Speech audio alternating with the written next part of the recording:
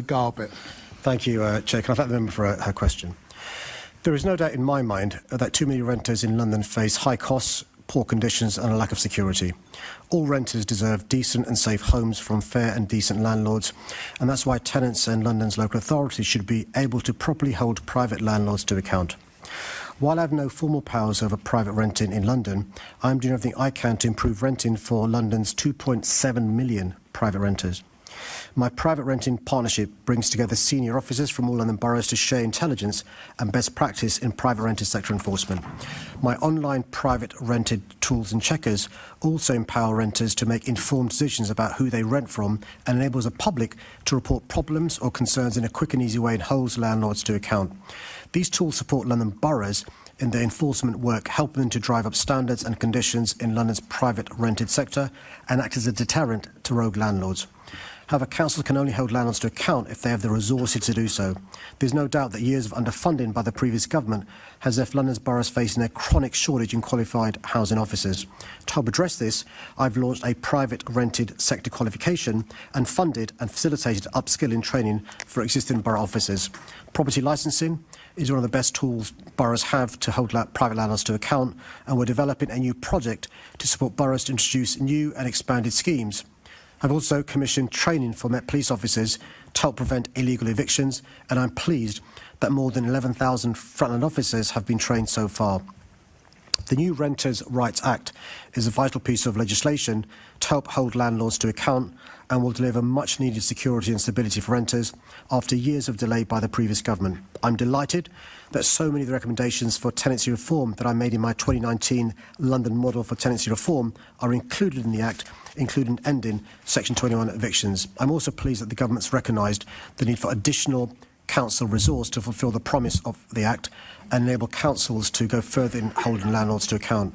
Given this is national legislation, it will now need a national awareness campaign to ensure that renters and landlords fully understand their rights and responsibilities. Thank you, and thank you for the work you're doing on training and supporting councils and the landlord licensing schemes. I wanted to specifically ask about a manifesto commitment you've made to support renters' unions. So explicitly it said, I will back renters to defend their rights with advice and guidance, including funding for groups such as renters' unions. But as far as I'm aware, no funding has gone to renters' unions yet, so I'm wondering when that will materialise. So Chair, we are investing £11 million to fund organisations. In answer to a previous mayor's question time when she raised this issue, I did ask my deputy mayor to meet with them.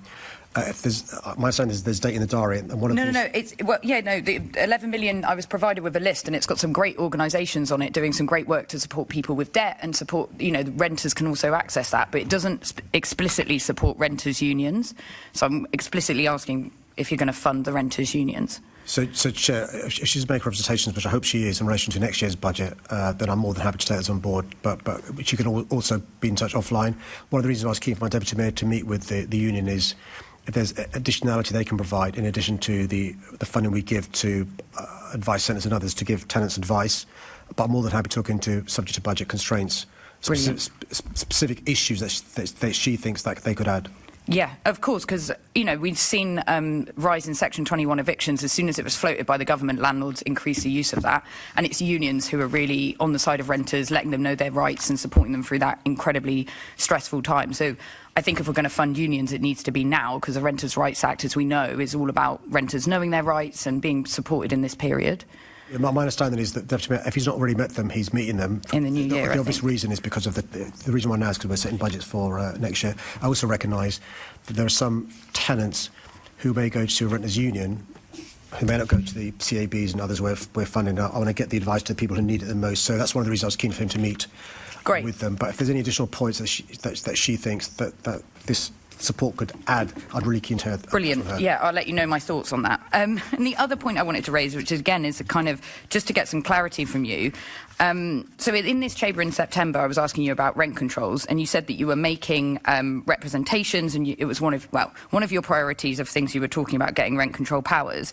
But in the week after that meeting when we spoke, the housing minister said to Parliament that the government had not received direct representations from the Mayor of London in respect to rent controls, and we had not discussed the introduction at local levels. That's a direct quote. So I wanted to know why the government is saying the opposite to what you said to me in the chamber. I think, I can't remember the amount of times I've said publicly and privately that I think we need to bring in rent controls. I'm really happy to drop the Minister a note today to remind him about my public calls for rent controls. In the meantime, some good news.